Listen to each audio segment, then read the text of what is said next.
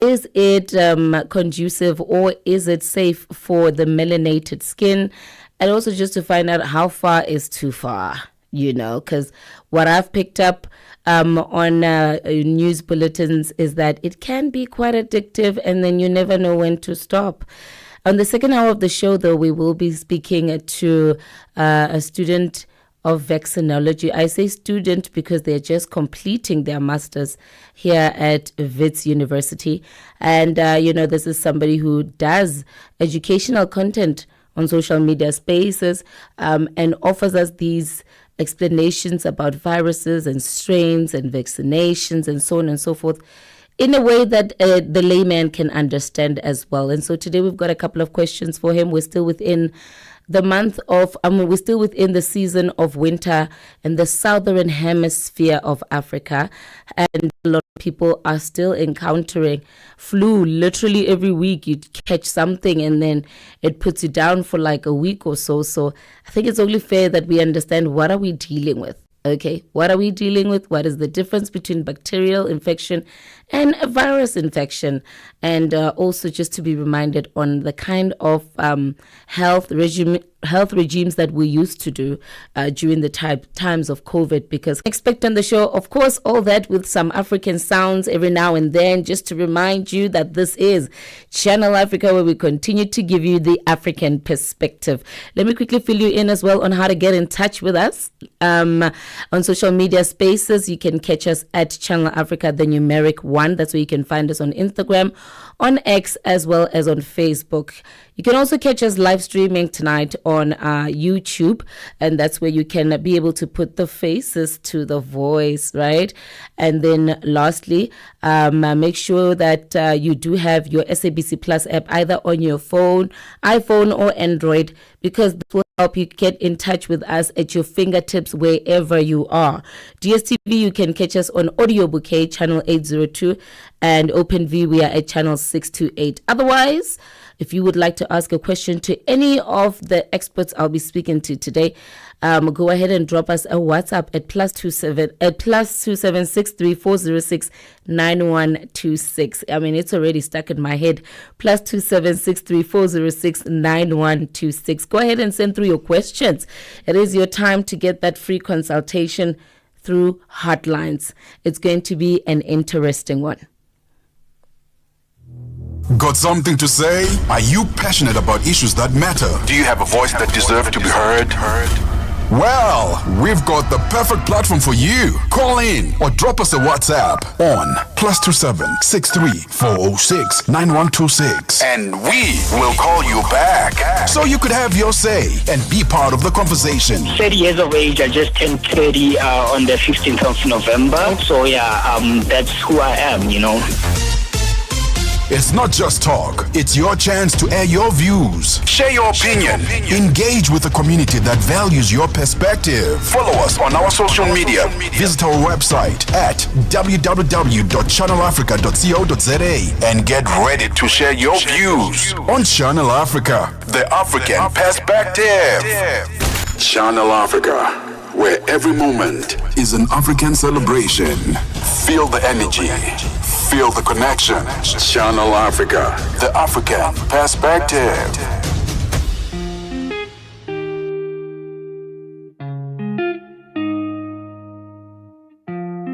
Business, music, and lifestyle. We deliver an engaging Pan-African audience ready to connect, invest, and act. Multi-award winning, internationally recognized, digitally accessible across the globe. When Africa speaks, the world listens, and Channel Africa makes sure of it. For business, for culture, for Africa, partner with Channel Africa, because Africa's voice is the future. Africa is a story, a living, breathing, ever-evolving masterpiece. And for over 5 decades now, one voice has told it like no other. Channel Africa. More than just a broadcaster, Channel Africa is the pulse of the continent, African-led, African-run, and deeply rooted in its heritage. It's the only international station that speaks to Africa in its own voices: English, Kiswahili, Chinyanja, French, and Portuguese. The languages that unite 1 billion people. We have been there through every shift, every milestone, and every triumph. Not just reporting history, but shaping the conversations that define Africa's future. For brands, media planning, and advertisers, Channel Africa is more than just a platform. It's an opportunity. With 25 compelling shows covering current affairs, sports, business, music, and lifestyle, we deliver an engaging Pan-African audience ready to connect, invest, and act. Multi-award winning, internationally recognized, digitally accessible across the globe.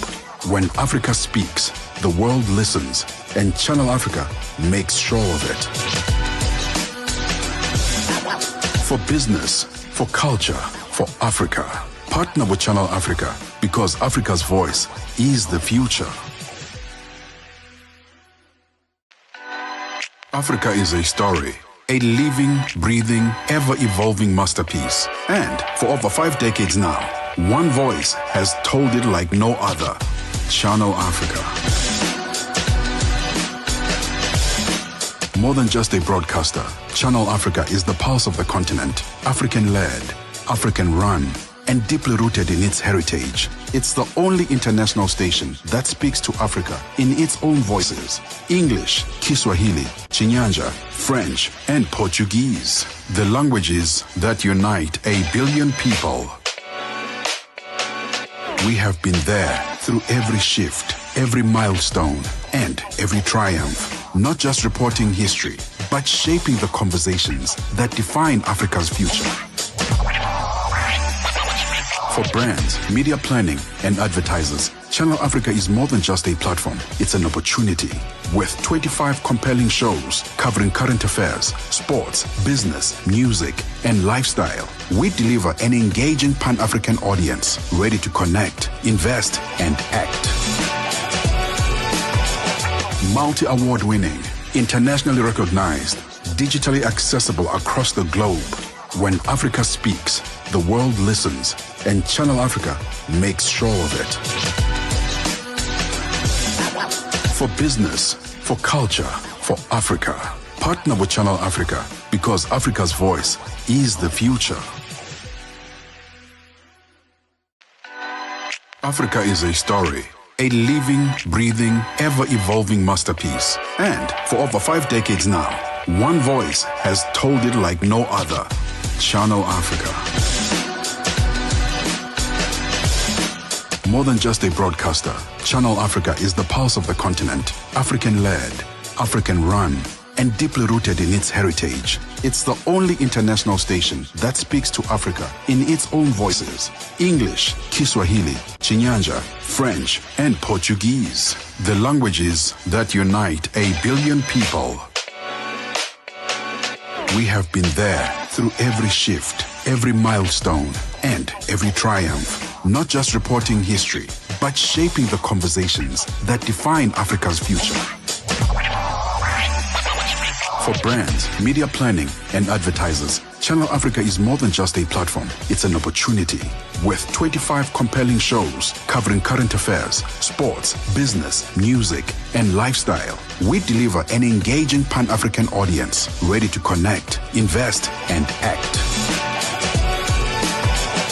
Multi-award winning, internationally recognized, digitally accessible across the globe.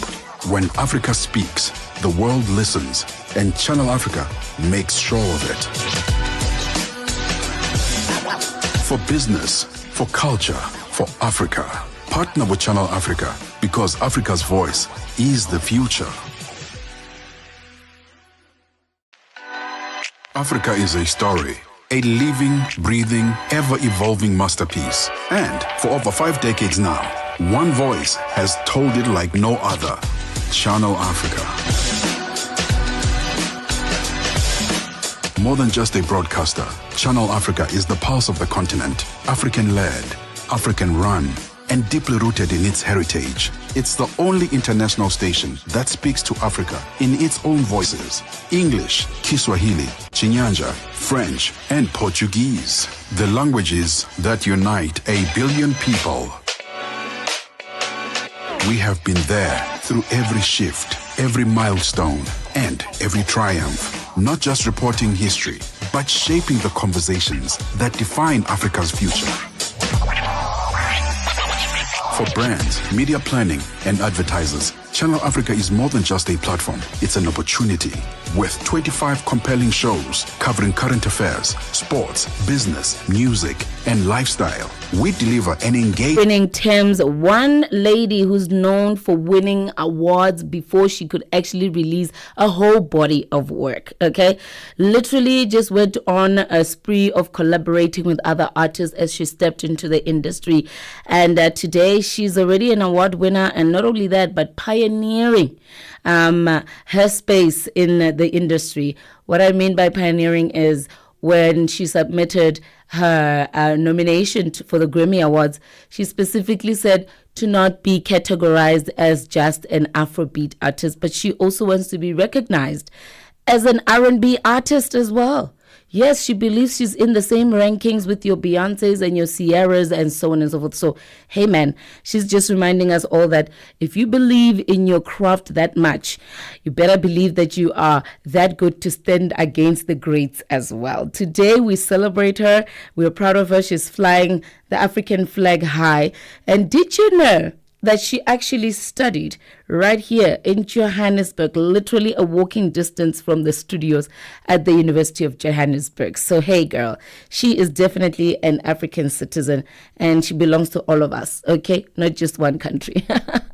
22:22 on the dot. And yes, we do have our first guest in well, not in studio, but on the line, live streaming with her on YouTube, in case you want to check her out. She goes by the name Dr. Mato on social media spaces. She's known by many, loved by many, and she's introduced the Black female to aesthetic beauty and also the safe way of partaking in it, if I may put it that way. However, today she's here to educate us a little bit more, because I know that there's still a lot of misconceptions about the aesthetic beauty industry. And also we just want to know, what are the risks? When is it too much? And what are the commonly sought out procedures in this day and age? We live in an era where people fly to Turkey to get some procedures done. But did you know you can get safe, non-invasive ones done within your home country if you find the right doctor? And so today we're just going to open up our minds a little bit on that one.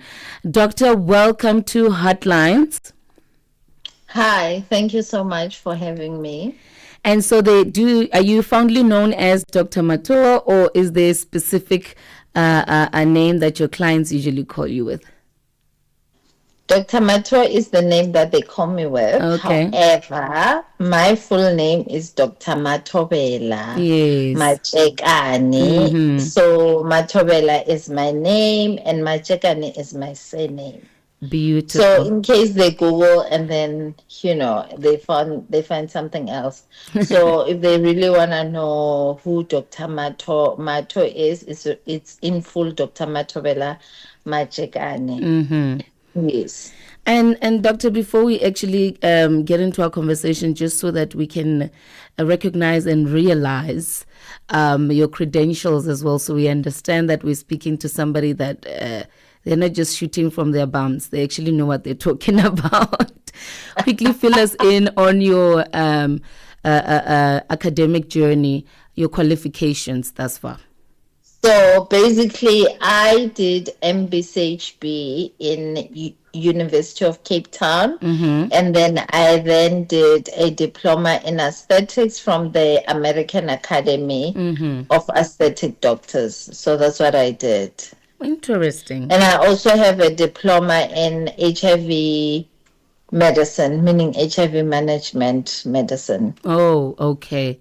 All right. We're glad to know that. So we're in safe hands right now. And Yes, definitely.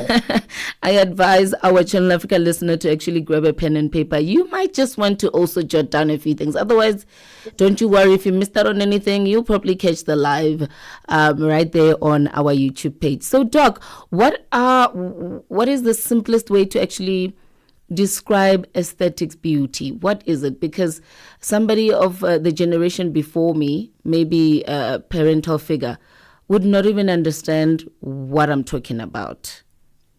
So I would say aesthetic beauty is non-surgical procedures that you can have in the comfort with your doctor, a trusted doctor that can do different procedures for you without necessarily going under the knife, and it does not come with the downtime that going under the knife and the risks that are involved with going under the knife. So these are procedures that you can walk into a clinic with a trusted doctor and get procedures done and give you similar results as non-surgical procedures. Similar results, okay. Yes. And in terms of costs, because it's you don't go under the knife, would we say that they are also less costly? So definitely they are cost effective. However, most of the procedures are not permanent.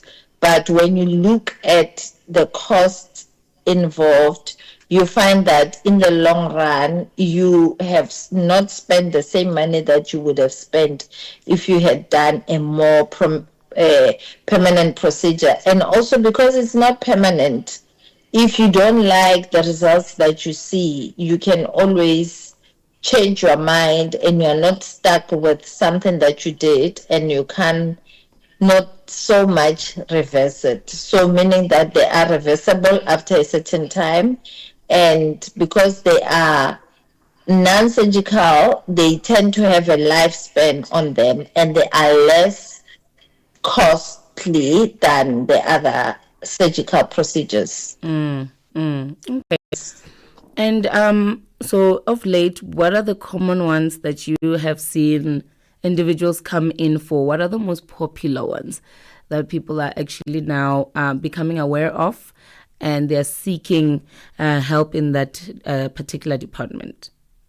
So the most common things that patients come in for are things that have to do with weight loss related. As we all know, people have an option of doing things like a gastric sleeve, gastric bypass. So you now have an option of going on GLP medication that can give you similar results as you either going under the knife and getting a more permanent procedure like a gastric bypass, meaning that they literally cut up half of your stomach in order for you to eat less and have that particular weight that you are wishing for. You can actually achieve similar results with GLP medication that are now available for many of the patients. The other things are things like doing threads or doing Botox and fillers, whereby, yes, they are short-lived, but they cost less and they can last you a certain time that is affordable and also effective for that time. So doing threads can last you up to a year or a year and a half. Doing fillers can last you up to a year or a year and a half. Botox can last you between 3 to 4 months in average. So you will get the same results that you will get to doing a facelift, whereby a facelift would involve surgeons coming in and pulling your muscles up, tying them, but that comes with a lot of downtime as well. Okay, before we move forward, what are threads? I can hear the couple of procedures you're mentioning. I'm familiar with them, but I've never heard threads. What is that? So basically, threads are threads is a procedure that you do on your face, that we do on your face, whereby we'll be able to pull your muscles and your skin, because we all know that as you age, your skin tends to do that. It tends to come down. So with threads, we are able to pull those muscles and make them stand up. So you don't see the gravity effects that you would normally see. And then obviously it leaves the patient looking younger and not looking their Definitely leaves age. you looking younger and more fresh. So, but then, Doc, so the what I've picked up so far is that people do get into these procedures, and it just happens that, or maybe it's the fact that you mentioned that it's not permanent, so you might need to go back, just to reboost. However, do you find that people can get addicted to aesthetics, beauty? And how much is too far? I would say that yes, to a certain extent, but not everyone. So we all know that, every condition has got its own. Let's say like 2% of the people might get addicted because they like what they see. But the rest of the people, what I find in practice is that they are comfortable with the results that they are seeing, and they let it wear off and then come back for another procedure. So they are not really addicted, but they just let everything happen and then let it wear off and start again the procedure. But what are the side effects, though? Because So the side effects are more localized than anything. So if let's say you're doing threads, you might get a bruising on the areas where they are doing the threads. You might get a little bit of pain during the procedure. You might get, depending on the person that's doing the procedure, is also very important to know how reputable they are. I would only go with doctors than nurses and spas that you don't know who's injecting you. Then I'll be comfortable with that. So you want them to. The side effects are more localized, like bruising at the area, noodles at the area, but it's all things that are localized and they are all short-lived. So unless they don't know what they're doing, they can probably cause things like facial paralysis, whereby sure. they go deeper and then they affect your nerve, and you end up with one side of your face being weaker than the other side, which is very rare. So it's very important to go with reputable doctors than people that are just doing it and you're not sure where they are trained. Okay, so before we find out about how do you check if the person you're working with is a reputable doctor, I want to just quickly. The reason I'm asking about side effects is, okay, let's shift away from your Botox and your threading, the weight loss injections, the fillers, the Botox. Aren't there any side effects in the long run? Because eventually that's not what the body was intended to be like, right? Because beauty standards change literally by the decade. So right now fillers are in and Botox is in, lip fillers and so on and so forth. And then what happens when the beauty standards change? Do you go back then and take out those fillers? And then what does your face look like afterwards? Okay, so the beauty with aesthetics is that most of the procedures are short-lived. So if I was to do fillers on you now, they are not permanent. They would literally go off by the end of a year, they will be coming off, and what you'll be left with is where you started. So even though beauty trends are changing, the fact that it can easily get reabsorbed into your face is an advantage Is that as so? well. Okay. I think so, because if you're not happy with what you're seeing, you get an opportunity to redo what you have done or to not do if you don't like it. Unlike if someone does your lips and you hate them and you have to live with them for the rest of your life. So I think it's better that way, and it gives us an opportunity to also increase. Like, there are people that feel like, oh, it's a little bit too little, I want more, I want my lips looking in a certain way, so we are able to achieve um that particular wish for the patient. And we're also able to dissolve the fillers with a different product if the patient does not really want them anymore. So you are not stuck with everything, because sometimes you do something because you were younger and vibey and everything, and then at a later stage you decide that this is not for you, you want something else. So this is where it becomes a bit advantageous for patients to do, because it's short-lived, it's non-surgical, it takes you back to where you started. So you have options of, even though there are new trends that are coming, to try those and see if they work better for you than fillers. Because we have things like nucleophil. Nucleophil is a similar product like a hyaluronic acid, which is a filler, and that can be done under the eyes, especially for patients that have had dark circles under the eye, especially women and men. As we age, you just wake up and you have dark circles under the eyes, and this is not something that you like. And you look at the mirror and you're like, you know what, I actually hate this. This is not what I want. And you can literally go in. We do a nucleophil. It's less risky than an under eye filler. It's similar to hyaluronic acid, which is what a filler is all about. So we will inject it just to raise the area under the eye. And as we all know, women, when we do makeup, one thing that they do is put something called a concealer. So that concealer would block the under eye.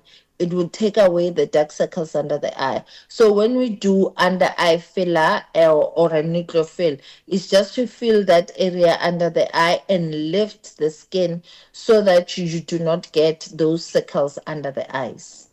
And you say that the over time, if you don't want the fillers anymore, they easily absorb into your skin. Yes, Oh, definitely.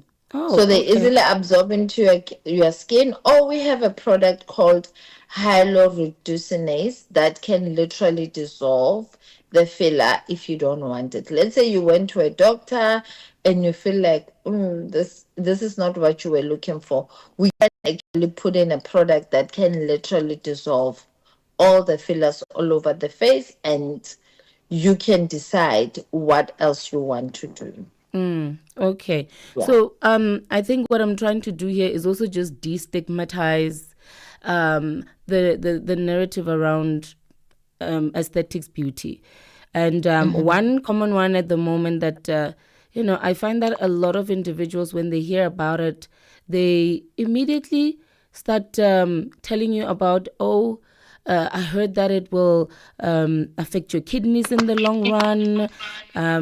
You shouldn't be taking that. It was weight loss injections were initially meant for diabetic patients. So if you don't have that, you shouldn't be doing it. So just tell us why is there such a stigma around weight loss injections, and what kind of side effects are they in the long run? Does it really affect your health? Okay, so what is important is that when you go on the weight loss injections, you need to be working with a doctor that has worked with those injections for a while, that has got an experience. Because some doctors, yes, they'll write you a script and then bye. What happens with your side effects? They are not involved. What happens with how you eat? They are not involved. Most of the especially the long term side effects, were coming from patients that went on the medications and they were not eating accordingly. When we put a patient on the program, we want to monitor how they eat. I myself have been on the medication, and if you look at my face, it doesn't say Ozempic face. And the reason it doesn't say Ozempic face is because I prioritize my protein intake, and I also prioritize working out and supplements that I need to keep my body healthy so that I don't end up with those side effects. Patients that were ending up with horrible side effects were because they were not being advised accordingly as to what to eat, when to eat. So these patients would literally go on a non-eating rampage, meaning that they are not consuming any proteins, they're not consuming any vegetables, they're not taking any fiber, they're not feeding their body. So normally when a patient start on the medication, I thoroughly counsel them to say that this is an opportunity where you need to feed your body accordingly. You are not going to be eating on demand because you are hungry, but even though you're full, you need to understand that need to fuel your body. Just like your car needs petrol, your body needs vitamins, amino acid, proteins, fiber, all of that, hydration to keep it going. So we don't want you to starve. This is not a time where you are starving and not eating for the whole week and having a one piece of a leaf from some tree. No, we need you to eat. We need you to understand that your body needs the proteins, your body needs the amino acids, your body needs to be fueled. And the minute you learn to eat properly, the less the side effects you will experience.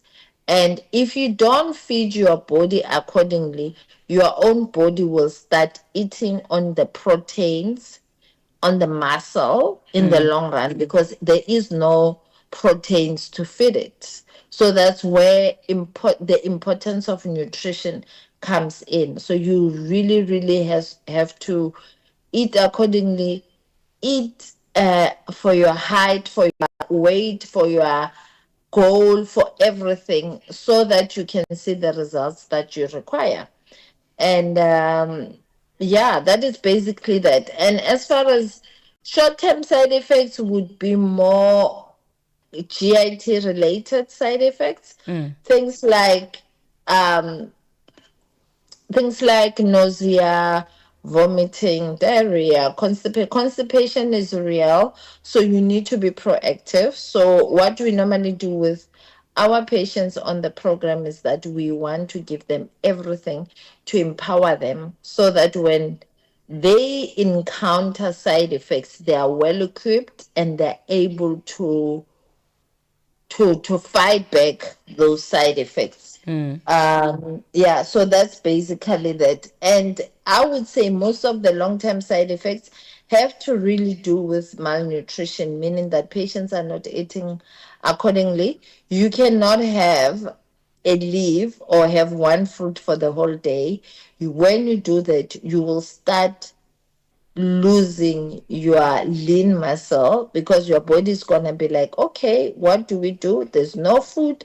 Now let's start chowing our lean muscle, which is not something that we encourage for patients to do. Okay. And obviously, all of that, eating plan and lifestyle regime, I think you can only get it from a qualified doctor.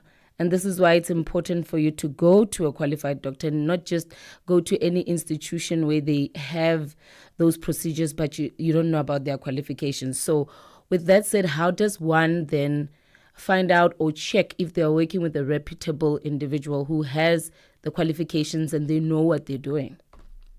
Okay, so basically, you go on HPCSA website. Firstly, you establish that you're working with a doctor. The doctor might not be well informed about certain products and certain procedure, but at least if they are registered, it gives you a better start, because if there's any side effects, if there's anything, you can always go to them. HPCSA is a body that governs us as doctors to make sure that people that we are treating are well protected. There is licensing involved. There is qualification checks. So nobody who is on the HPCSA database is not a doctor. Like everybody that is there, it's either a specialist, it's a doctor, it's the when you qualify from a university, the HPCSA is a platform where we all get vetted and we all get accredited and properly placed on that platform to say that we are qualified to do what we are doing. As long as the person is a doctor, they can be held accountable for whatever procedure that they're doing on the patient. And if you're not happy, you can also go back to HPCSA and find out if there's anything that doesn't make you feel well. But obviously, we always encourage you to start with your healthcare provider and hear where they stand before you take any further steps. Interesting. And the HPCSA is the Health Professional Council of South Africa, correct? Yes, All definitely. That is the council that, as medical professionals, we are all governed by. Okay. So, yeah. So I think that covers out a whole lot of things. In order to be safe, who is injecting you, who is putting up a drip on you, who is injecting anything in your body, do they have those qualifications? Are you happy? Are you certain? If you have any questions, you can either question them or you can take it up with the HPCSA. Okay. All right. Yeah. Very important to do. And so I've got a couple of questions for you here, Doc. I think it's about procedures, and I see that there are individuals who've been curious about certain procedures. And I did say today's the day to get your free consultation through Heartlines. So I hope you'll be answering those questions for us. I'm happy to do that. Okay. I think what I also wanted to ask about there and dive into it is, where do you draw the line between getting these procedures done to enhance your beauty and body dysphoria? Okay. I can never emphasize the importance of getting, if you're going to go into any institution, make sure there's a doctor. It protects you against the risk of infection, because if there's an issue, you can always go to HPCSA and discuss it with HPCSA to act on your behalf. So people that get injections and everything from places whereby we don't know where these things are coming from, you must know that tomorrow you can wake up and go there and the facility is closed. But then with me, if you come to a doctor, you will always, the HPCSA is accountable for me. They know who the doctor is. They know where the doctor is. They have our contact details. They have every single detail, if need be, for them to protect you. So they are for you as well as for me as a healthcare provider. So it always helps to start there. Seek and look for people that are trained and reputable in the field. It's safer and better. I know some people feel, oh, it's cheaper, where. But have you done your checks on the place? Your life is more important than going to a salon whereby you don't know, you don't have any idea of anything, and you are just injecting things and you're putting your life at risk. So since we, for anybody who does not know, body dysmorphia is a mental illness involving obsessive focus on a perceived flaw or appearance, right? So Yes. That doctor that you're speaking about, going to a facility where you have a reputable doctor, does the doctor then also offer some sort of psychological help when you see that your client is now bordering on body dysmorphia, especially since nowadays people start their procedures at a younger age, You'd find that a 24-year-old has already done a few procedures here and there. So over time, they'll have to go back and redo things because it's not permanent, it's temporary. And before you know it, it seems like a lifestyle for them. And it starts falling into body dysmorphia where you feel like you have to do a procedure to fix something about yourself when it can just be fixed by a proper lifestyle, eating right, or just taking care of your nutrition. So body dysmorphia is a very important part of the space. And what I can say is that every doctor should be able to pick it up that now they're dealing with a body dysmorphia more than anything. So this is a client that will walk in that will never be satisfied with your explanation, with your treatment, with anything. They always want more. So as a doctor, that should trigger red flags for you. So this is where you start involving other medical professionals to assist in that regard. So this will include getting a counselor involved, getting a mental assessment involved, and so forth, meaning that you need somebody that would sit down with the patient and try and understand the origin of why do they think the way they think and what is it that they are trying to achieve. And you might find that with a lot of counseling and understanding of the patient, they don't really need the procedures per se, but they just need somebody that can listen and give them advice and tell them what to do as far as their condition is concerned. And that might be the cure for them rather than more Botox, more fillers, more threads, and all of that. Yeah. Yeah. No, that's important because seems like it's something that could be inevitable if you are a person who is into aesthetic beauty.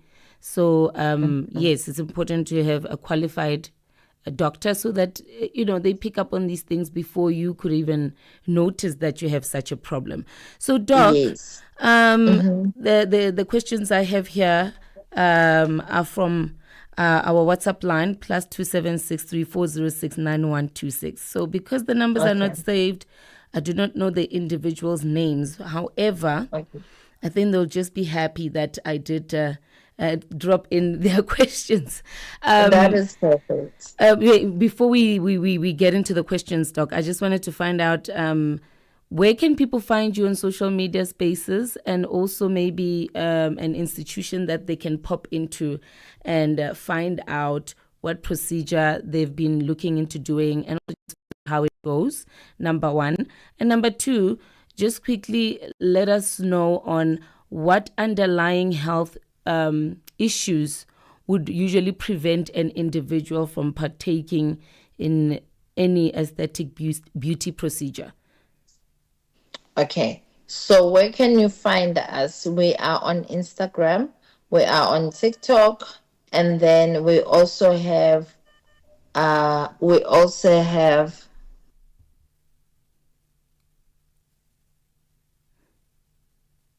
You're muted. I think the Doc muted. Are you here, Doc? Okay. Yeah. All right. Sorry about that. So where can they find us? They would find us on Instagram, on TikTok, and we also have a website and also in Facebook. It's called Clinimed_health. On my personal space is Dr. Dr_MATHO. Yes. And then also those same platforms will take you on TikTok to find us there. And then our website is www.clinimed, as in CLINIMED.co.za. So that is our website. And we also have WhatsApp lines. WhatsApp is such an amazing platform for us. You can send us a WhatsApp on 072 772 5449. That would be Cape Town. And in Johannesburg, or rather in Midrand, is 076 52617. So those are our contact platforms. You can either DM me personally or you can DM the page personally. We will be able to get back to you. Any of that would be an easier way of getting hold of us. Yes. Okay. Yes. That's lovely. And then the other question was, you, the second question. Okay, no problem. We can get back to that one. I'm just quickly looking at the time and also just trying to make sure that I get people's questions answered. We will end with that last question. No worries, Doc. And for anybody who wants that information, the contact information, just be aware that we are live streaming the interview, so you can go catch it on YouTube and get all that information there in case you just missed it now. But the first question we have here, Doc, it's +44 number. I assume that's Zimbabwe, right? So the question is, how do IV drips help with fatigue and malnourishment? Okay, so that is a very broad question, but what I can say is that normally if you have specific conditions like that, I normally want to do bloods just to see your levels of your vitamins, vitamin D, vitamin B12, vitamin B core, D3, all your vitamins profile, just to see where you are. And so that when we replace them, we can see how they easily go up. So malnutrition is a very diverse thing. It ranges from protein issues to carb issues to vitamin issues. So it's always good to actually assess the patient. What is the story? Is it lack of appetite? Is it what is causing their unwanted weight loss or an undesired malnutrition position? So you'll have to also go deeper into their history and understand and examine them, because if somebody just starts losing weight and they were not wanting to lose weight, it's always important to investigate them further, because you don't want to miss an underlying malignancy, which is a cancer or something like that, that is making them lose weight and they're not anticipating or they're not wanting to do that. So it's not just a simple thing of just replacing, especially if there's malnutrition. You want to make sure that you've checked all the cancer markers and you've done a thorough examination and investigation on the patient, and you've excluded everything that can lead to unwanted weight loss journey. Okay. So then I guess maybe I want to also ask or get a little bit of clarity on this one. When you work in a fast-paced environment and you hardly get enough sleep, right? And okay, so I'm looking at an individual who probably has a day job, and in the evening they're probably DJing across the country in various clubs. This is an individual who survives probably on 2 hours worth of sleep. Are there IV drips to assist with that? And also, because we don't necessarily take all our vitamins in a day. One cannot say, I ate my vitamins today, right? So instead of taking multivitamin supplements, are the IV drips also helpful in that regard? I've noticed that there has been a growing interest in IV drips. So I think the curiosity there is to find out, are there drips that can assist with fatigue, that can assist with vitamin intake, and so on and so forth? And would you advise somebody to get into a habit of getting an IV drip monthly or weekly? Okay, so yes, there are IV drips that can assist you with your fatigue. Yes, I would also advise patients to take them regularly depending on how they feel. So if you're somebody that has got a very fast-paced life and you want a boost of sort to get you going, to detox your body and everything, you are more than welcome to do them at least maximally weekly, minimally monthly, Okay. depending on how you feel. So if you can feel your body when you are getting exhausted and you need a boost. So that's basically that. And you can also feel your body when you are okay and you don't need anything. So in that case, so in the beginning, patients would need it at least every 2 weeks to every week, and then later on stabilize at once a month. Okay. Yeah. All right. It's good to know that, Doc, and thank you for that information. Does your institution offer those IV drips as well? Yes, we do. We offer different IV drips. We offer a cocktail. A cocktail, which is called a Mayor's cocktail, will include everything. It would have like your immune boost, your detox, your everything in one.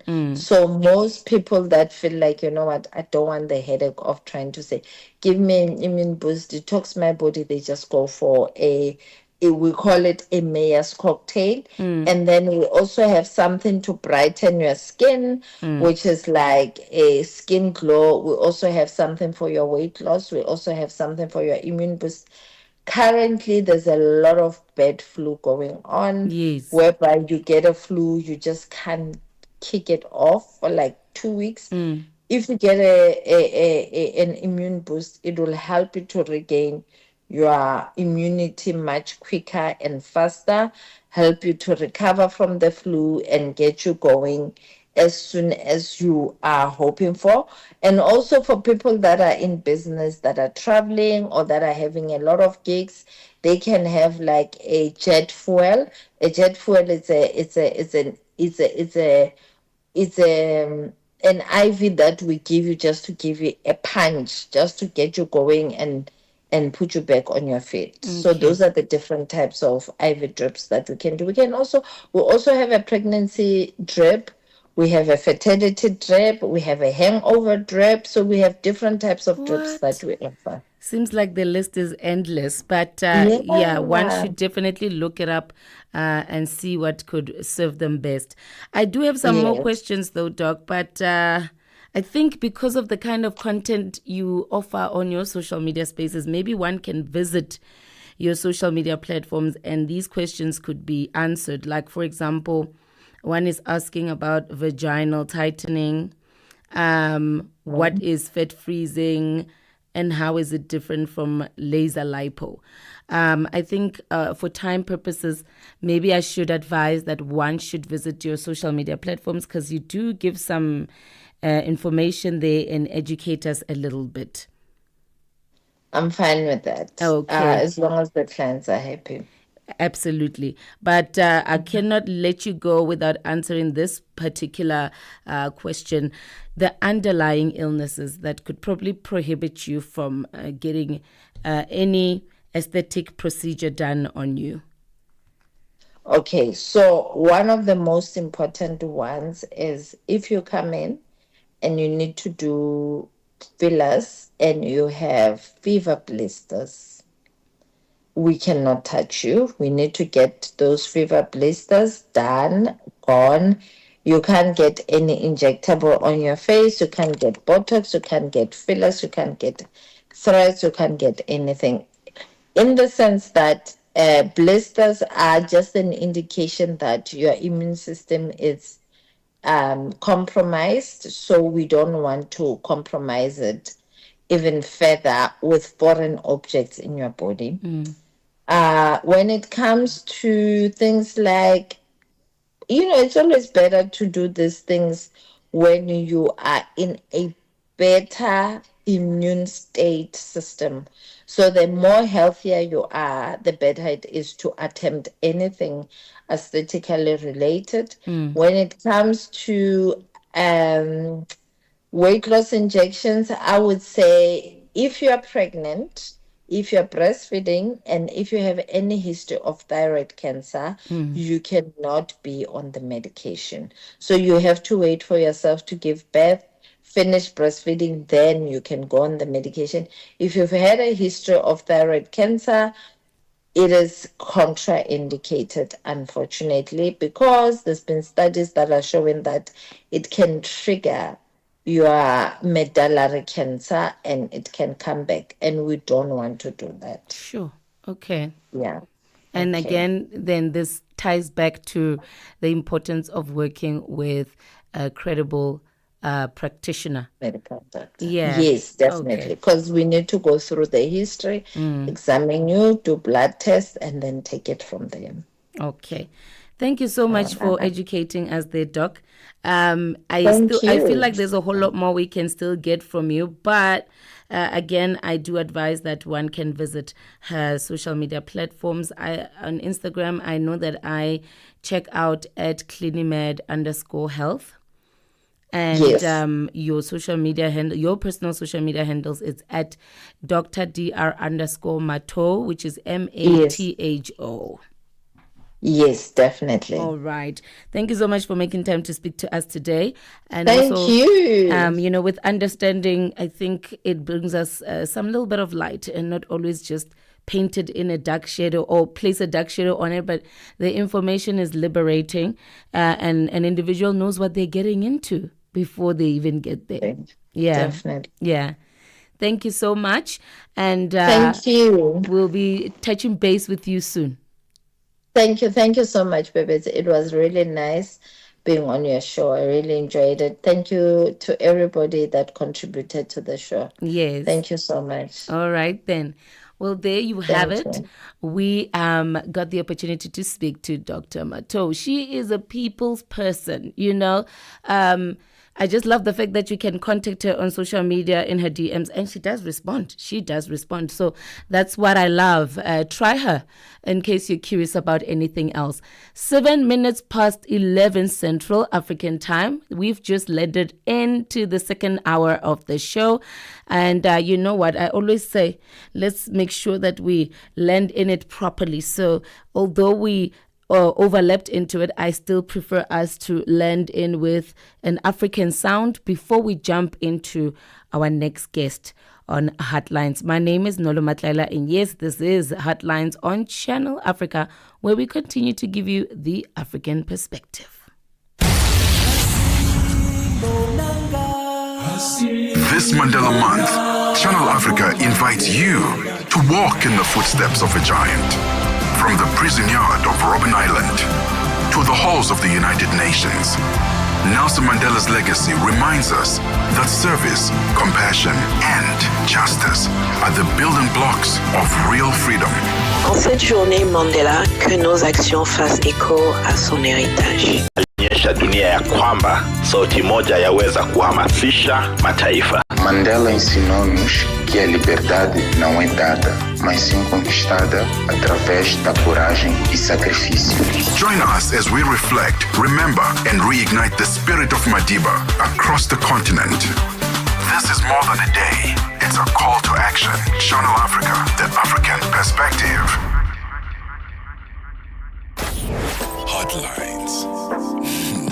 Your late night window into Africa's deep conversations.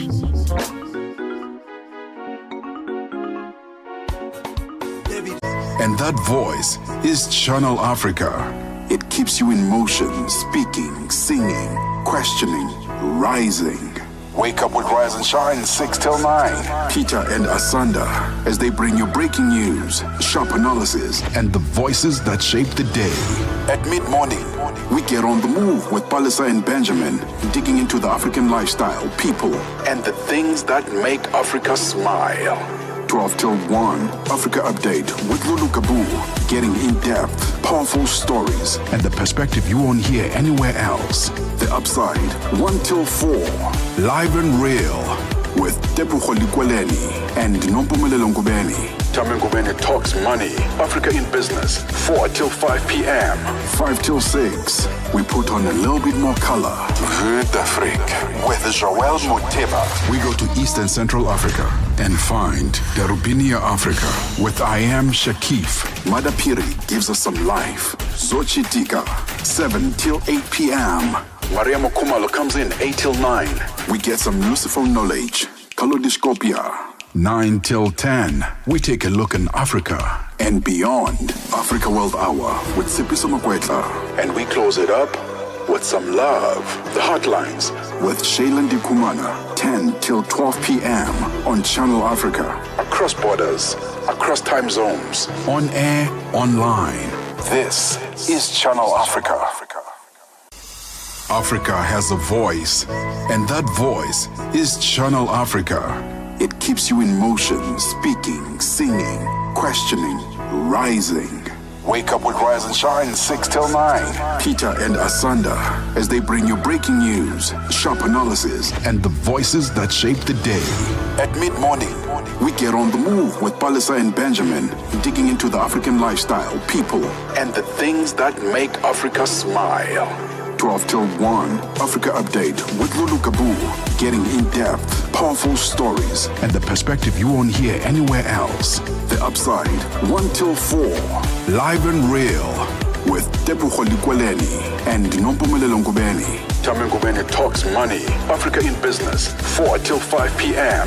5 till 6, we put on a little bit more color. Vue d'Afrique with Joel Moteba. We go to East and Central Africa and find Darubinia Africa with I Am Shakif. Madapiri gives us some life. Zochi Tika, 7 till 8 p.m. Maria Mokumalo comes in 8 till 9.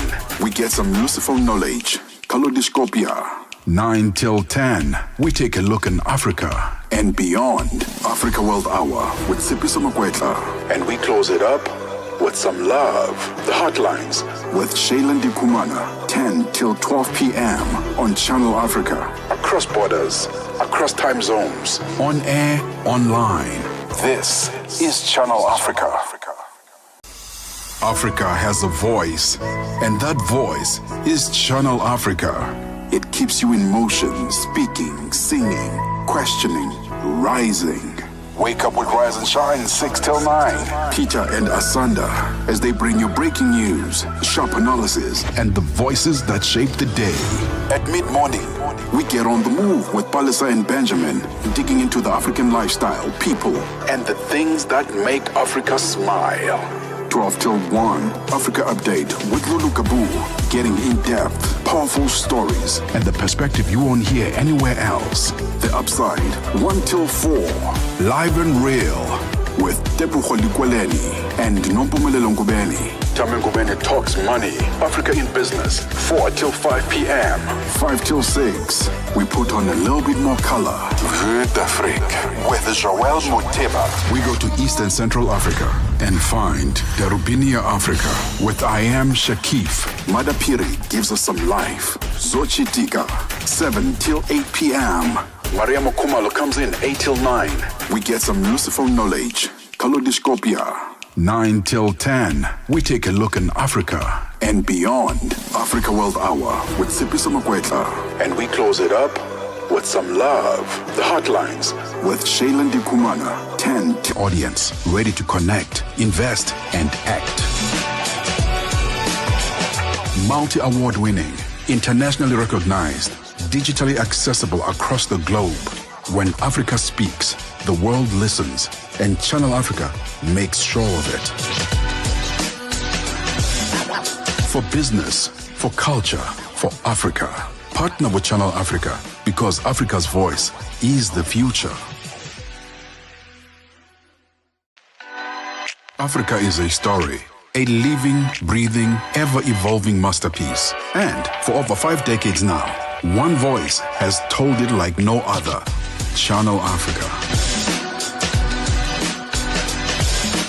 More than just a broadcaster, Channel Africa is the pulse of the continent. African-led, African-run, and deeply rooted in its heritage. It's the only international station that speaks to Africa in its own voices: English, Kiswahili, Chinyanja, French, and Portuguese. The languages that unite 1 billion people. We have been there through every shift, every milestone, and every triumph. Not just reporting history, but shaping the conversations that define Africa's future. For brands, media planning, and advertisers, Channel Africa is more than just a platform. It's an opportunity. With 25 compelling shows covering current affairs, sports, business, music, and lifestyle, we deliver an engaging Pan-African audience ready to connect, invest, and act. Multi-award winning, internationally recognized, digitally accessible across the globe.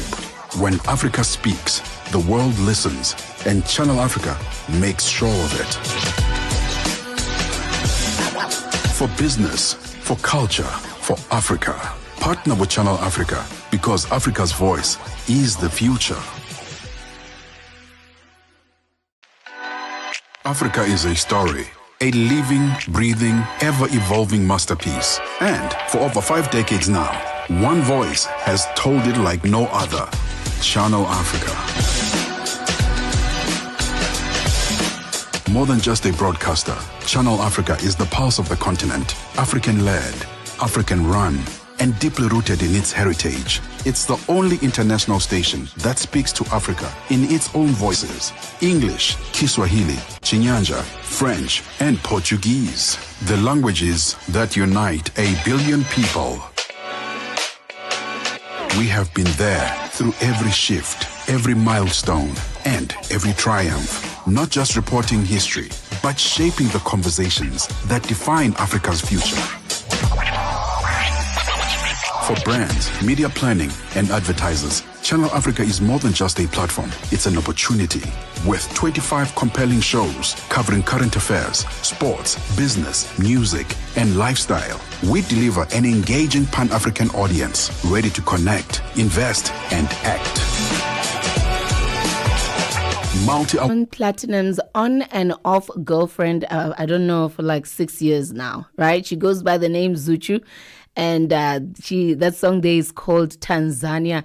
And as you can hear with the few chanting in the background, that's a song for celebrating Tanzania. And I think it came out during the elections late last year. It's just one of those songs that she released, and it's loved in Tanzania and Africa as a whole. She is signed under Diamond Platinum's record label, so I guess she's not going anywhere. That's why we call her the on and off girlfriend. You know, to each his own. To each his own. Listen, we are diving straight into the second conversation of the day right here on Heartlines. And I do have a very interesting fella here. You know, I love discovering new people. And not only that, when those new people come through with a different vibe, we definitely want to be speaking to them. What I do know about him is that he is currently doing his master's in vaccinology, and also he is an individual who does content creation, so which means that he's got quite a strong social media footprint. And if you'd like to put the face to the voice, yes, you can stay right there with us on YouTube live streaming, and we're going to be talking some interesting facts. Yes, we're still keeping up with the momentum and the theme of self-love and health. So on the line, I am joined by Thabiso. Is it Thabiso? Am I getting it right? How are you, sir? Yes, awesome. Yes, it's Thabiso. You got it perfect. Lovely, lovely. I'm going to say sir because, you know, we're speaking to, I would say, not a certified expert, but you do have knowledge in what we would like to get from you today. So for me, I feel like ever since I got to know about you, you've been in Wits for quite some time. How long have you been in school, Thabiso? Honestly, when are you finishing? So I've been in school for, my undergrad was 3 years. Mm-hmm. I did my undergrad in medicine and pharmacology. I then did my honors in molecular medicine. Now I'm doing my master's in vaccinology, and then I'm going to do my PhD, which is possibly like another 6 years. Yeah. Yeah. Oh my goodness, another 6 years. So you are in it. You are fully committed. Binekant. Education is your thing. Exactly. I love that. I love that. Especially since you are young, you're encouraging other young people that you can never stop learning. You sound like a student of life, and I hope that's the encouragement or inspiration one is picking up right now. I think then the other thing I wanted to commend you for is the information you give us on your social media spaces. Honestly, it's very educational. And I just wish we had known you during COVID times. Life would have been less stressful, you know. Just like everyone else, honestly. I know, but I feel like if you had informed us a little bit, the fear would have gone down a little bit, because you talk a lot about, viruses, and I learned from you that a viral infection has no cure. I'm like, what? So why are we taking antibiotics? What's going on? Okay, so it does, yes. So the thing is, I think there's a lot of misinformation, and I think I was as well during COVID. I mean, I was an undergrad and I didn't really know study. And then COVID really, I think, put things into perspective for a lot of people. And I then realized that viruses play a really big role, I think, in the world. And we saw with COVID that it can change everything in a day, So I think that was where the passion took me to. But at the same time, I do believe in a bit of divine timing. There was a bit of divine timing. I was meant to end up in the specific field, definitely. Yeah. But education, I think, is the most important part, because it's misinformation is rife. I think it's everywhere. Yes. Oh, so now with that said, I've picked up that in this winter season, we have been experiencing a hectic flu. Okay, before we get into that, can you just quickly clarify for us what is the difference between a flu and a cold? Okay, so I think firstly, we need to separate the two. There's bacteria, then there's viruses. So bacterial infections that they cause, and then we have viruses. So under viruses, the ones that would specifically cause respiratory infections, or the ones that would be similar to flu, are viruses like human metapneumovirus. There's RSV, respiratory syncytial virus, and all of these viruses cause flu-like symptoms. But of course, people don't know that there's so many different viruses that cause this one really, really common set of symptoms that we experience during winter, during the flu season. So if you look at the NICD, so the NICD is called the National Institute for Communicable Diseases, and they keep track of the different viruses that essentially spread because they're seasonal. So for example, RSV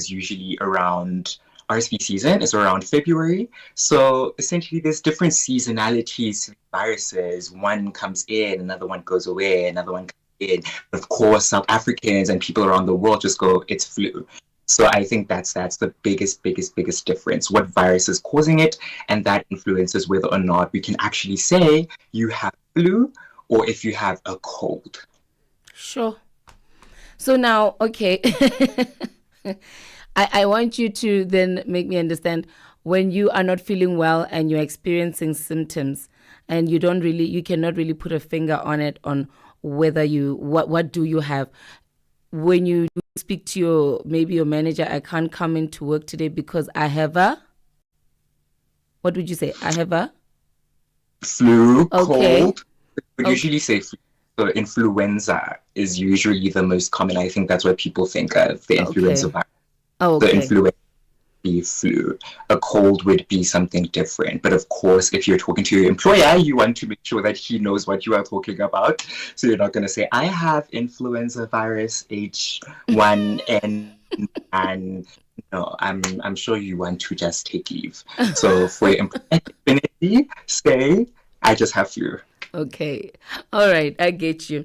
So now you mentioned a viral infection and bacterial infection. Which one is common? And I just need to understand. And how do you actually get it? Because we thought it's one thing. We thought it's the same thing. Okay. So essentially, I think we need to start with the differences between them. So is much larger than viruses. Viruses are really small. And they're also different in that bacteria are more commonly accepted as being alive. Viruses are not really seen as being alive. If I had to describe it, imagine bacteria as a cell, one single cell, whereas virus would be information. It's literally just DNA or RNA, kind of like a USB. Imagine it's a USB just floating around, and this happens to infect you. So it needs a host. Biggest differences between bacteria and viruses. I think the most important difference as well is treatment, because not a lot of people think about that as well. Like, if I'm sick, I'll just take antibiotics. And I think that's where we then have the issue of multi-drug resistant and extremely drug resistant antibiotic resistant bacteria. So those are starting to spread because doctors are starting to say, you know what, we don't care that you have a bacterial infection, because bacterial infections can only really be treated with antibiotics. But antibiotics don't work on viral infections. We do have viral antiviral drugs in the market, but a lot of the times they don't give you medication for viral infections because they know your immune system will do the things, and you'll mount an immune response, and you'll usually get immunity against that specific virus. So there's really no need. And then, of course, like I said, there's no cure, really. There's antiviral medication, but that doesn't really help. The only way to knock out a virus is for your immune system to sort it out. Your immune system can do the same for bacteria, but sometimes it needs a little bit of help.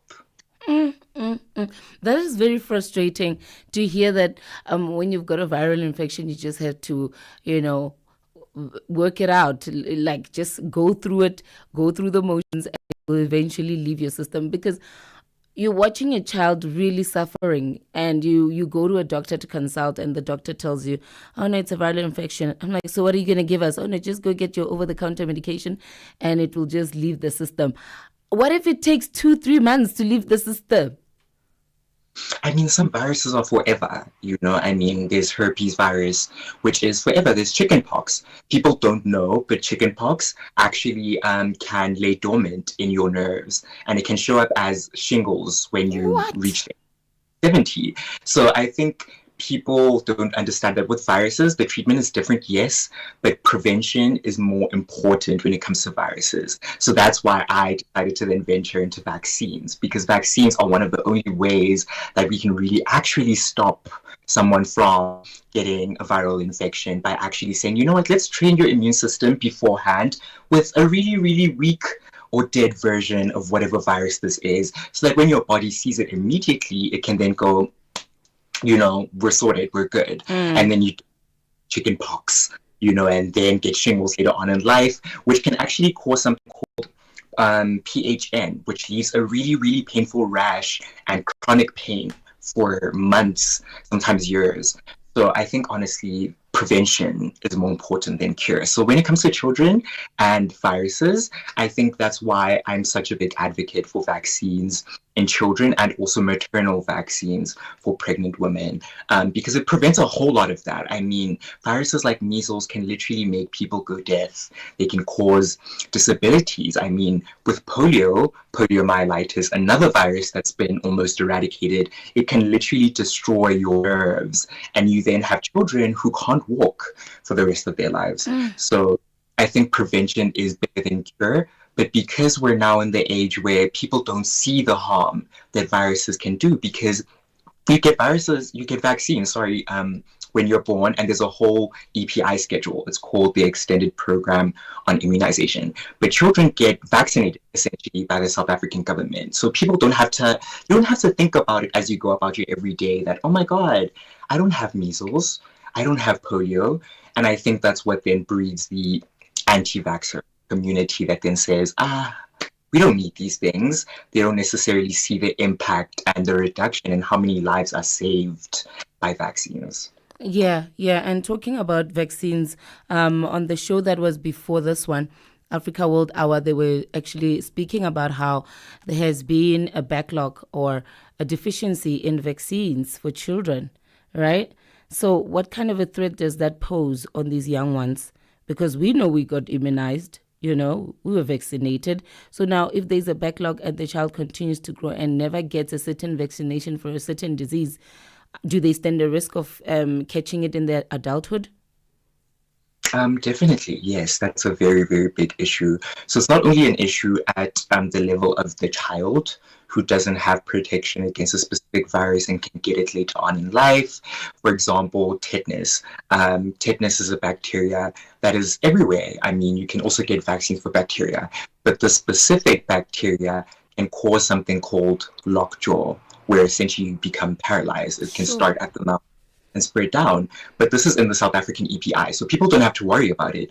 But if a child, for example, didn't get that vaccine and they're 5 years old playing in the garden and they get cut, they could get infected with tetanus. A Black African parent isn't going to be thinking, oh my gosh, it's tetanus. Let me go get biotic bani. And I mean, that then leads to the deaths. So that's of the child.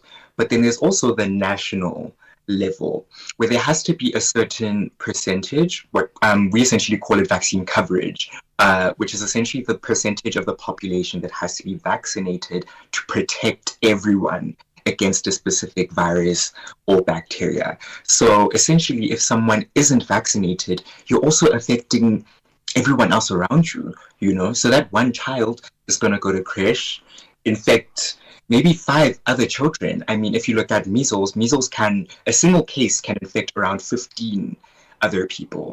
So I think there's the sole one person, importance, but national importance and imperative of saying, you know what, we need to have protection. We need to protect each other as well by all getting vaccinated. So getting vaccinated is you're being injected with that disease so you can develop immunity towards it? Exactly. So essentially, there's different types of vaccines, but it's a bit too complicated. But the simple or simplified technology of it all is that you're taking a virus or bacteria or sometimes a parasite that is very, very, very dangerous, and then they make it either super, super less dangerous, or they kill it and inactivate it, and they then put it into your body so that your body can then say, okay, cool, this is a weak version of the virus or bacteria, fight it, kill it, remember how to do that, so that when it's exposed to the real scary thing, does it easily. Okay. So those flu shots that chemists would advise at the beginning of winter season, would you advise that people actually do get them? Yes, definitely. Yeah. So essentially, the way that the flu vaccines work. So I think we spoke about it prior that there are hundreds of flu strains. So people always wonder, like, oh my God, do I need to be exposed to all of the flu strains? So there are regulatory bodies that actually sit and look at what viruses, specifically what viruses are prevalent, which viruses are the most common, and they then say, let's create a vaccine for this year that will then have the most common, usually 4 strains of viruses. Let's put them all in one vaccine so that if this person should be exposed to these 4 most common strains of flu, they'll be good, they'll be fine. But also sometimes the vaccine doesn't prevent you from getting sick. Sometimes it just prevents the severity of the illness.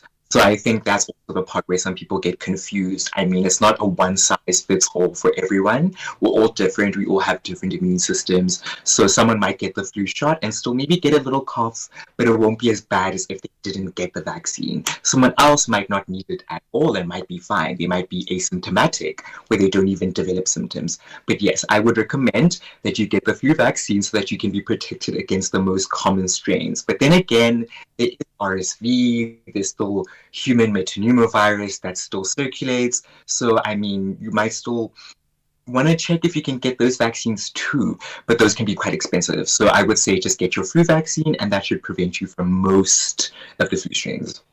My goodness. Okay, let's get into it then. This flu vaccine, and let's just talk about the influenza. So in this season so far, I feel like the flu has just been a bit too extreme or extra, because people get sick for more than 2 weeks, right? And just, I just need you to kind of let us know it's okay, it's a safe zone. We won't tell them where we got it from. And was there a certain strain of COVID that was flying around and it was just not announced to us? Because I felt like it was different this year. The strain of flu that everybody has been getting is insane. It comes with symptoms that you've never experienced before. People had diarrhea, they had nausea, you're bedridden for a couple of weeks. What is going on?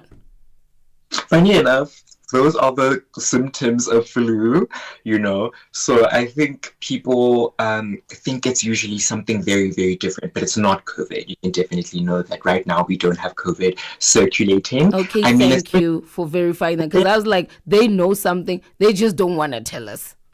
No. So if you want to know, the NICD has a database, and on the website you're able to see the actual cases that they report, because it's a national data.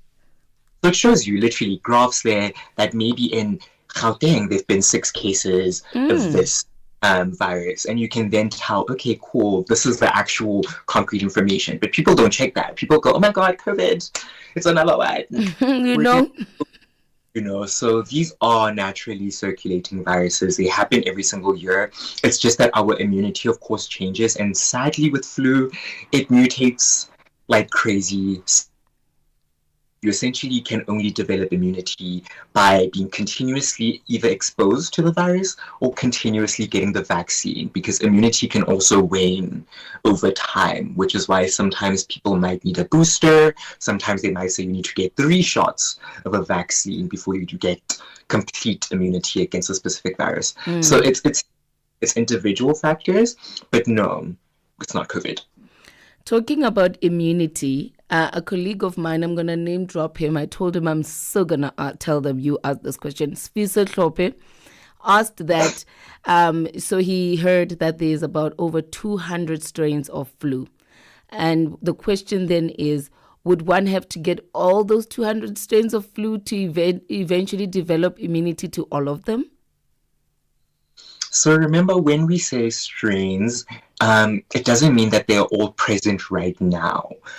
So remember, flu also mutates. So one strain of flu can be in me, it can mutate in me and change in such a way that that becomes a different strain. So essentially, that's just saying that since we've started keeping track of influenza, there's been that many different variants that we've identified. But in terms of finality of it all, usually you have around 6 strains that circulate each year worldwide. So no, it's not a 200 strains all infecting everyone in the world at the same time. No, so you wouldn't have to be infected by all of them. Okay. Secondly, I think it would differ in terms of country and geography. So those are also very important things to note with viruses. Some viruses are more common in first world countries because they're much more better at dealing with certain things. Other countries and other viruses are more common in lower income countries, because of lack of access to healthcare, cleanliness. All of those things can impact which specific viruses are present where as well. Oh, no, not all 200. I think for now, just get vaccine and you should be fine. Jeez, man. You know what? Thank you that we're actually getting this information from a person who is knowledgeable, as opposed to asking Dr. Google, because Dr. Google can make you have a meltdown. Dr. Google will literally say that the symptoms you're having means you're dying in 48 hours. So no, I'm telling you. So I think the best advice is like seek professional counsel instead of doing your research on Dr. Google, because I promise you, Dr. Google has no mercy. Yes. Dr. Google will make you feel sick, more sick than before you even asked the question, Exactly. So now here's another important thing I've noticed, and I just want you to maybe attest to that. The kind of hygiene regime that we had during COVID, making sure you always wash your hands, you always have a sanitizer with you, and when somebody in the household is sick, they should be quarantined. Do you think that maybe we should continue doing such to avoid having everybody infected? Whether or not there is an outbreak, I think health and hygiene is very, very, very important. So in infectious disease, that is the blueprint. For example, if I can just give you an example, for me, since I've been working in infectious disease, I wash my hands close to 10 times a day, because that's one of the most ways that you contract a virus or bacteria. So every single time I come home, I make sure I wash my hands. Every single time I leave somewhere, I make sure to wash my hands. Before I eat, I make sure to wash my hands. And it's those little things that we take for granted and how easily a virus can be transmitted. So I think definitely COVID and the things that they did back then, the control measures, were very, very, very important. And I think we should carry them through. I think when it comes to face masks, some people might have, tricky opinions over there. But I think I'm not sure if you know, but in Japan, for example, it's normal culture that if someone is sick and is going to go to work or is going to be in public, it's normal for them to put on a face mask because they understand that I don't want to go out and infect other people. So I think even just that could do a lot in terms of controlling a lot of the outbreaks and a lot of the strains of flu and just the seasonality of these different viruses. I think just those simple control measures of washing your hands, putting on a face mask when you are sick, and staying away from people, just take your leave, don't be the warrior that you think you are and go to the office, take the time off, rest, heal, hydrate, and then you should be fine once you get back. Because also I think that not a lot of people know that with flu, for example, you are the most infectious during the asymptomatic period, essentially during the beginning of the infection. And not a lot of people know that they have flu during that time, and you're socializing with people and you're possibly infecting other people. So yeah, I think those control measures, we should definitely go back. Sure. Although it was tedious, though. I mean, having to always be, well, for me, it was tedious and bordering on paranoia because I remember every single bag had a sanitizer. There was a sanitizer by the door as soon as you walk in. And, we had like a whole lot of masks stocked up, okay? What did you say? You know what? Honestly speaking, I'm the kind of person where if I can get rid of the sickness at home with home remedies, I'm gonna try that first before going to a doctor to be told what I have, and then I feel like I'll get more sick. So I never got the COVID. I was never diagnosed with COVID-19. However, I know that at some point I got it.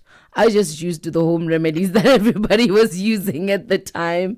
You sucked it out. You said, I'm not going to take it. I sucked it out. I was like, I'm not even going to walk into a clinic because I might not come back.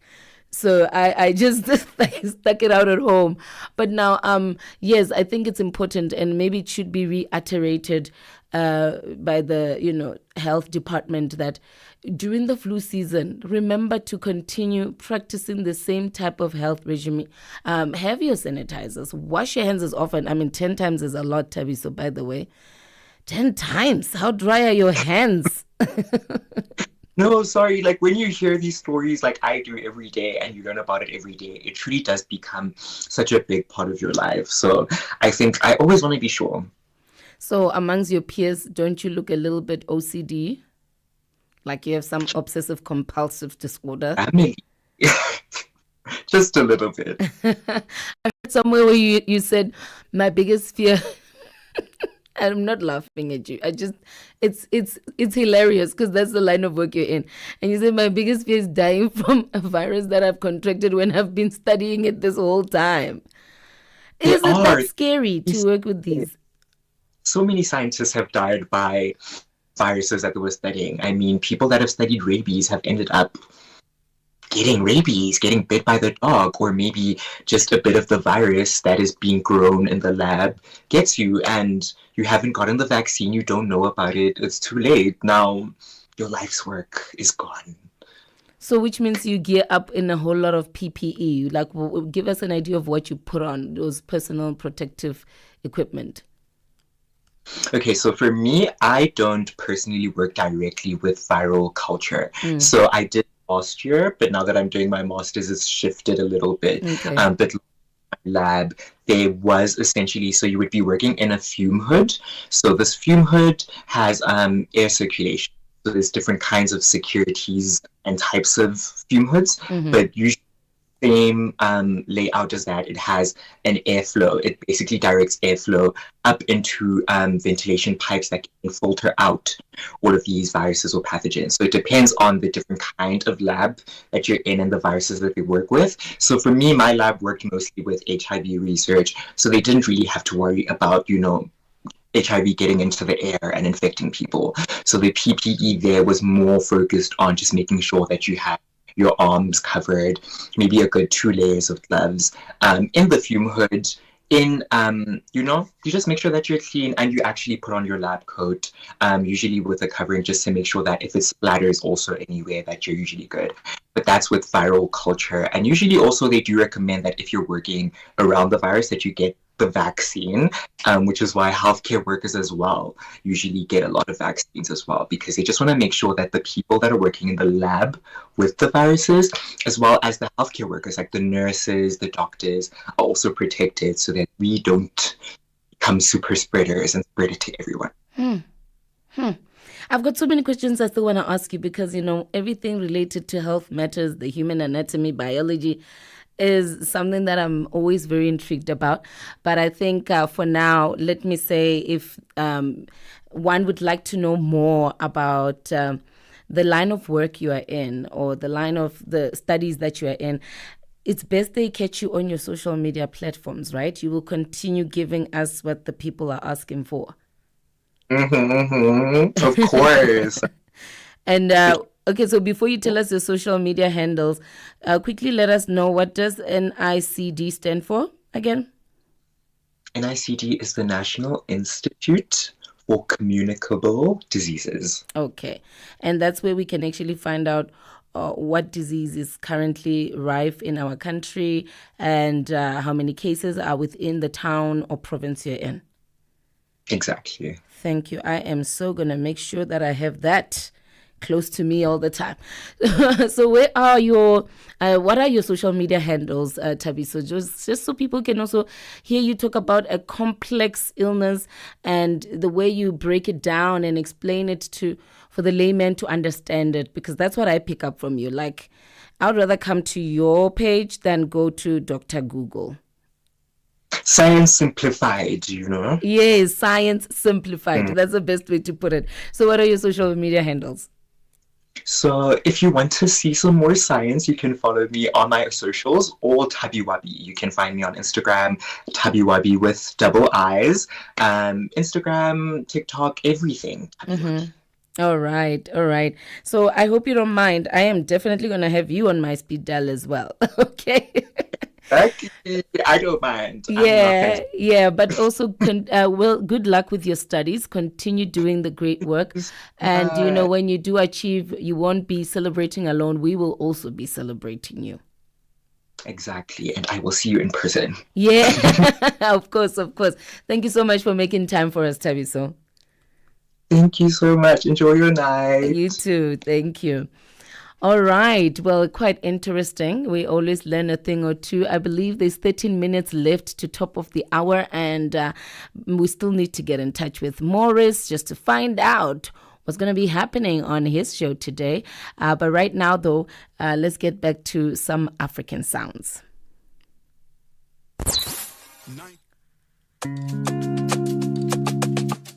Award-winning, internationally recognized, digitally accessible across the globe. When Africa speaks, the world listens, and Channel Africa makes sure of it. For business, for culture, for Africa, partner with Channel Africa, because Africa's voice is the future. Africa is a story. A living, breathing, ever-evolving masterpiece. And for over 5 decades now, one voice has told it like no other. Channel Africa. More than just a broadcaster, Channel Africa is the pulse of the continent. African-led, African-run, and deeply rooted in its heritage. It's the only international station that speaks to Africa in its own voices. English, Kiswahili, Chinyanja, French, and Portuguese. The languages that unite 1 billion people. We have been there through every shift, every milestone, and every triumph. Not just reporting history, but shaping the conversations that define Africa's future. For For brands, media planning, and advertisers, Channel Africa is more than just a platform. It's an opportunity. With 25 compelling shows covering current affairs, sports, business, music, and lifestyle, we deliver an engaging Pan-African audience ready to connect, invest, and act. Multi-award winning, internationally recognized, digitally accessible across the globe. When Africa speaks, the world listens, and Channel Africa makes sure of it. For business, for culture, for Africa, partner with Channel Africa because Africa's voice is the future. Africa is a story, a living, breathing, ever-evolving masterpiece. And for over 5 decades now, one voice has told it like no other. Channel Africa. More than just a broadcaster, Channel Africa is the pulse of the continent, African-led, African-run, and deeply rooted in its heritage. It's the only international station that speaks to Africa in its own voices: English, Kiswahili, Chinyanja, French, and Portuguese. The languages that unite 1 billion people. We have been there through every shift, every milestone, and every triumph. Not just reporting history, but shaping the conversations that define Africa's future. For brands, media planning, and advertisers, Channel Africa is more than just a platform. It's an opportunity. With 25 compelling shows covering current affairs, sports, business, music, and lifestyle, we deliver an engaging Pan-African audience ready to connect, invest, and act. Multi-award winning, internationally recognized, digitally accessible across the globe. When Africa speaks, the world listens, and Channel Africa makes sure of it. For business, for culture, for Africa, partner with Channel Africa because Africa's voice is the future. Africa is a story, a living, breathing, ever-evolving masterpiece. And for over 5 decades now, one voice has told it like no other. Channel Africa. More than just a broadcaster, Channel Africa is the pulse of the continent, African-led, African-run, and deeply rooted in its heritage. It's the only international station that speaks to Africa in its own voices: English, Kiswahili, Chinyanja, French, and Portuguese. The languages that unite 1 billion people. We have been there through every shift, every milestone, and every triumph. Not just reporting history, but shaping the conversations that define Africa's future. For brands, media planning, and advertisers, Channel Africa is more than just a platform. It's an opportunity. With 25 compelling shows covering current affairs, sports, business, music, and lifestyle, we deliver an engaging Pan-African audience ready to connect, invest, and act. Multi-award winning, internationally recognized, digitally accessible across the globe. When Africa speaks, the world listens, and Channel Africa makes sure of it. For business, for culture, for Africa, partner with Channel Africa because Africa's voice is the future. Africa is a story, a living, breathing, ever-evolving masterpiece. And for over 5 decades now, one voice has told it like no other. Channel Africa. More than just a broadcaster, Channel Africa is the pulse of the continent, African-led, African-run, and deeply rooted in its heritage. It's the only international station that speaks to Africa in its own voices: English, Kiswahili, Chinyanja, French, and Portuguese. The languages that unite 1 billion people. We have been there through every shift, every milestone, and every triumph. Not just reporting history, but shaping the conversations that define Africa's future. For brands, media planning, and advertisers, Channel Africa is more than just a platform, it's an opportunity. With 25 compelling shows covering current affairs, sports, business, music, and lifestyle, we deliver an engaging Pan-African audience ready to connect, invest, and act. Multi-award winning, internationally recognized, digitally accessible across the globe. When Africa speaks, the world listens, and Channel Africa makes sure of it. For business Of Msaki, and there she's singing Kucha Utanipata. I'm still curious to understand what she's singing about, but I know it's something positive and beautiful.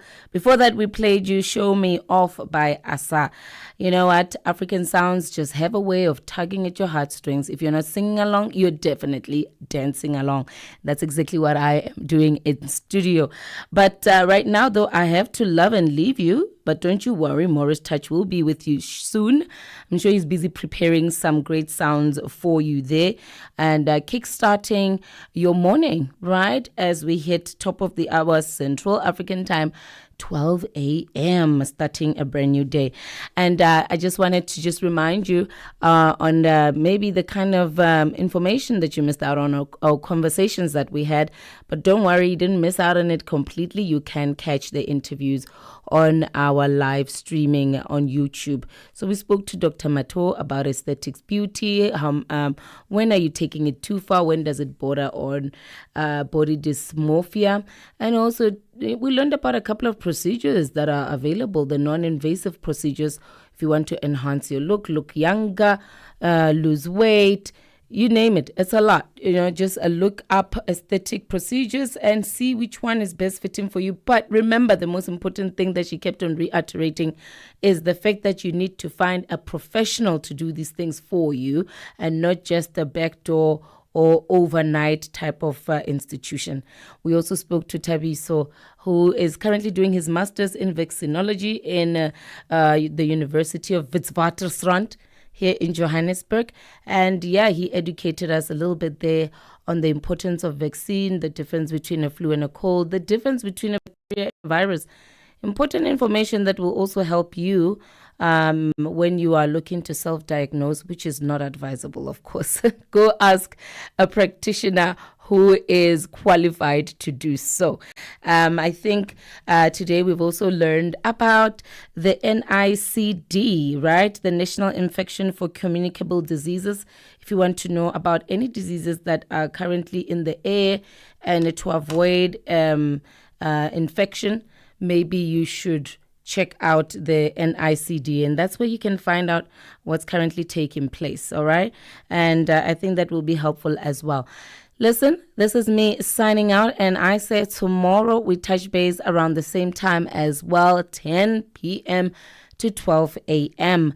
And I'm going to love you and leave you just like that. My name is Nolo Matlaila. Shalom, shalom. Heartlines. Your late night window into Africa's deep conversations.